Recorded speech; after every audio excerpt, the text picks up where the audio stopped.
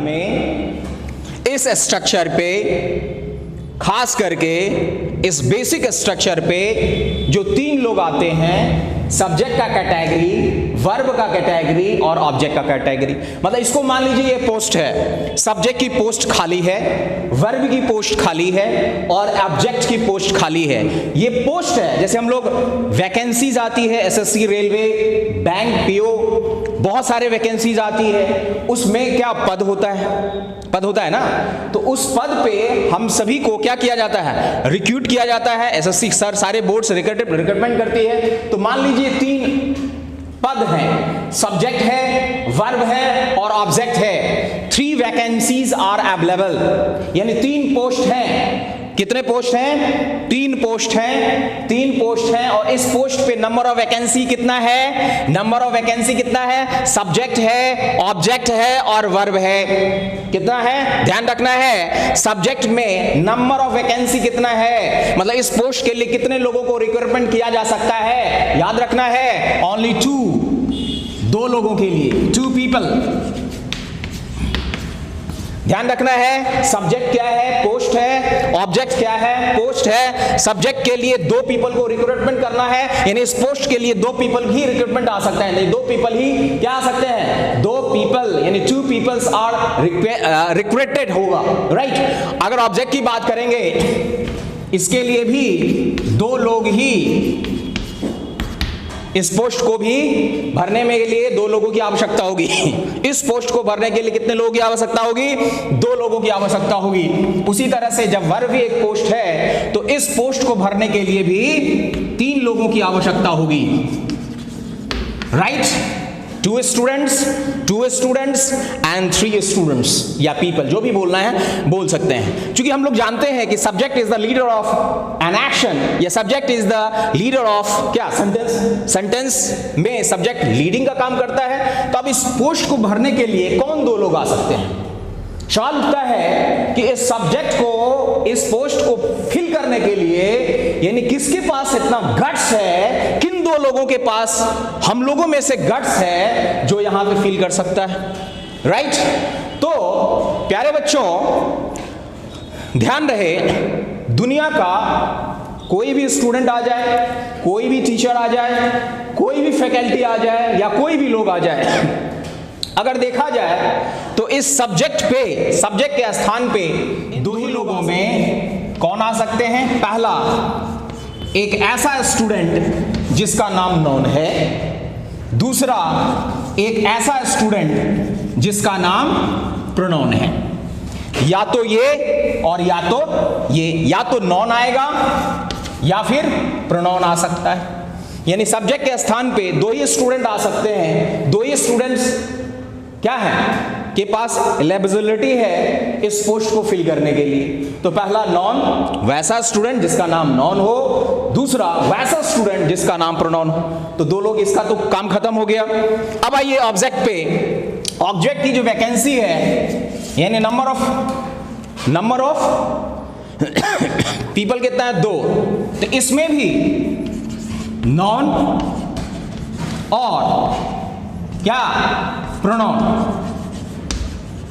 आ सकता है। दूसरा नॉन, पहला नॉन और दूसरा प्रोनाउन, राइट। लेकिन चूंकि हम बिहार और यूपी के बच्चे इतने टैलेंटेड होते हैं कि एक व्यक्ति का काम दूसरा व्यक्ति कर लेता है, मल्टीटास्किंग होते हैं। जो काम दे दो तो ताल ठोक के हम लोग को काम दिया जाए। अगर एक काम को दिया जाए तो उस काम को हम बहुत ज्यादा इमोशन के साथ करते हैं और अपना काम समझ के करते हैं। तो जब इसकी रिक्वायरमेंट होगी जब सब्जेक्ट के पद पे 2 लोगों की बहाली होगी, तो नॉन और प्रोनाउन, 2 स्टूडेंट 2 लोग, लेकिन दोनों में 36 का आंकड़ा।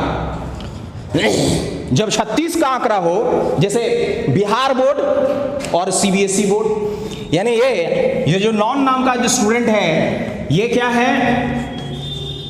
बिहार बोर्ड का है। ये बिहार बोर्ड और ये सीबीएसई, ये सीबीएसई बोर्ड का लड़का है।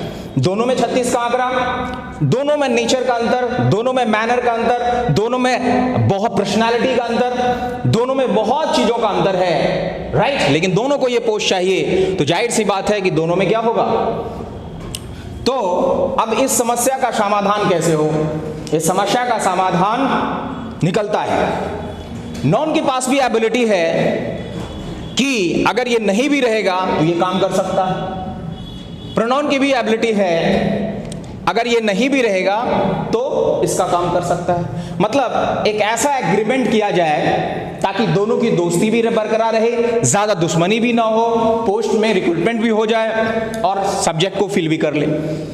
तो ध्यान रहें कि नॉन और प्रोनाउन में 36 का आंकड़ा होने के बजाय नॉन कहेगा सब्जेक्ट के पास, सब्जेक्ट के रूप में तो हम काम करेंगे, लेकिन जब प्रोनाउन रहेगा तब नहीं करेंगे।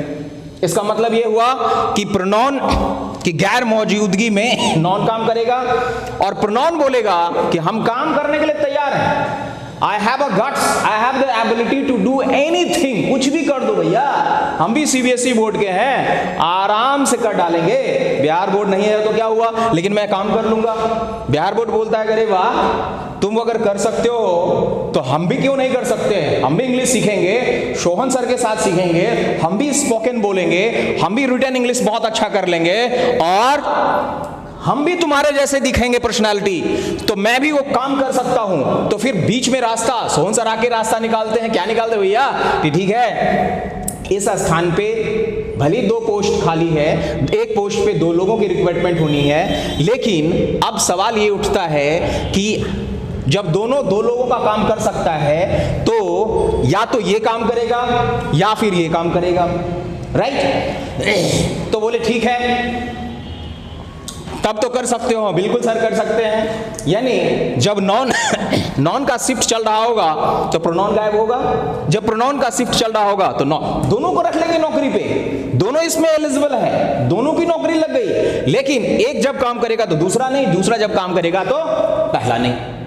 बात समझ में आ रहा है फंडा? तो नॉन सब्जेक्ट के स्थान पे दुनिया में 2 ही लोग हैं जो आ सकते हैं, एक नॉन और दूसरा प्रोनाउन। ठीक उसी प्रकार से अगर ऑब्जेक्ट की बात करेंगे तो ऑब्जेक्ट के लिए ही 2 लोग ही आ सकते हैं, एक तो नॉन आ सकता है या फिर प्रोनाउन आ सकता है। सेम कंडीशन जो यहां पे है वो यहां पे भी है, सेम कंडीशन में कोई अंतर नहीं है, लेकिन हां ध्यान रखना है कि सब्जेक्ट जो आता है वो वर्ब के पहले आता है और ऑब्जेक्ट जो आता है आफ्टर द वर्ब आता है।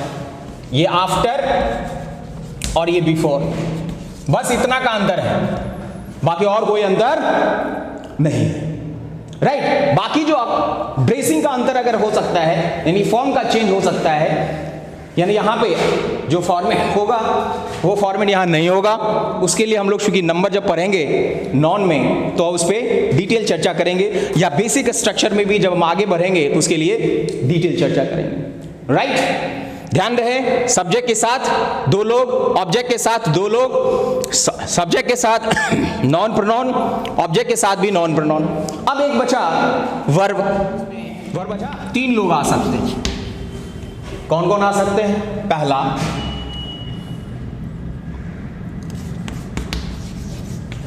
हेल्पिंग वर्ब या एक्सिलरी वर्ब, पहला मेन वर्ब, दूसरा एक्सिलरी वर्ब, पहला मेन वर्ब या फिर हेल्पिंग वर्ब या फिर सपोर्टिंग वर्ब या हेल्पिंग वर्ब, सबका एक सिनोनिम्स है। दूसरा जो है मेन वर्ब, तीसरा मॉडल वर्ब।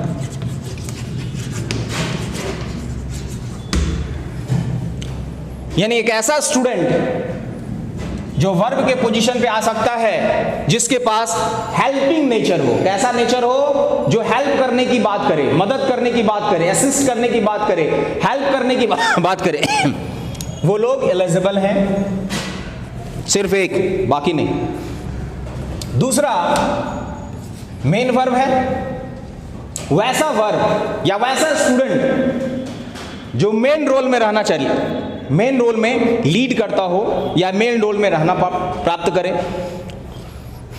यानी वैसा वर्ब जो मेन हो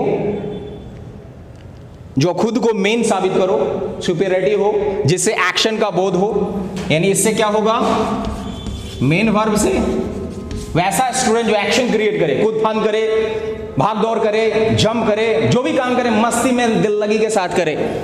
एक्शन पहला वाला क्या था, पोजीशन या स्टेटस।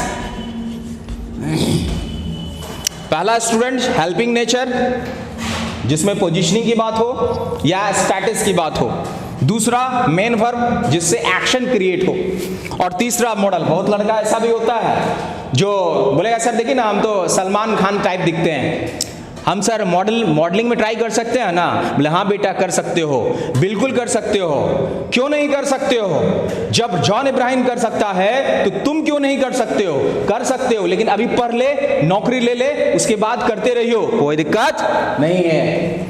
नहीं, वैसा स्टूडेंट जो मॉडल टाइप, वो इतना सुंदर है ना कि एक स्टूडेंट अगर क्लास में आ जाए ना तो क्लास की रौनकता बढ़ जाती है। एक ऐसा लड़का जो क्लास में आ जाए और उसकी उस खूबसूरती से एकदम क्लास में हो जाए, मतलब समझ रहे हैं ना मॉडल। तो ये मॉडल वर्ब हो गया, हो गया, हो गया ना, बिल्कुल समझ आ रहा है ना। वर्ब ऑब्जेक्ट के बारे में क्लैरिटी, वर्ब के बारे में हेल्पिंग वर्ब, वैसा स्टूडेंट जिसके पास नेचर हेल्पिंग करने का हो, पोजीशनिंग का हो, स्टेटस का हो। दूसरा मेन वर्ब जो लीड रोल में अदा करे और जो एक्शन क्रिएट करे। और तीसरा ऐसा जिसकी चाहत मॉडलिंग में करने की हो। यानी तीन ही लोग आ सकते हैं, यही तीन लोग यहां आ सकते हैं। ये हो गया बेसिक। और भी थोड़ा सा लेवल को क्या करते हैं, एनहांस करते हैं। ठीक है, ओके डन। चलिए देखिए